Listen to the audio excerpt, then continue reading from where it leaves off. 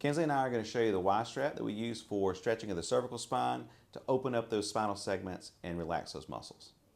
So what I want to do with this is just have Kinsley lie on her back. I have one strap that's going right underneath the base of her skull. It's known as the occiput area. This other strap comes around and velcros and it's kind of catching her chin here. Now, if the person has jaw pain or TMJ issues, you might not want to use this additional strap. It does help hold things in place a little bit and you get a little better stretch.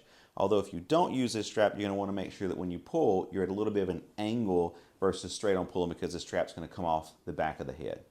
So what I'm going to do now is I'm just going to pull the tension here straight on.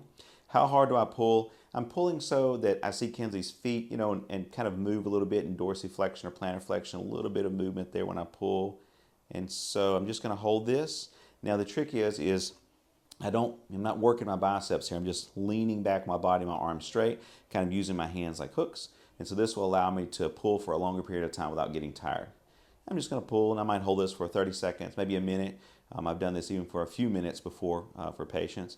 I like this better than mechanical traction just personally because I feel like that I can adjust how much I'm pulling, and also I can kind of rotate her to the side and pull if I want to. I can laterally flex or bend her neck and pull if I want to. It's just several options that you have with this.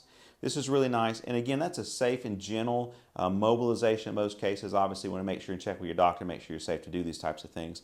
But I'm not necessarily a fan of, and I don't necessarily care if you do it, that hard kind of forceful, quick movement, that manipulation with a strap. I know a lot of people do it on social media, and that's fine. I just don't necessarily practice that because I just want to make sure that I'm right here close and can control the head and neck, just kind of watching those arteries and on the neck. So I hope this video helps, guys, and thanks so much for watching.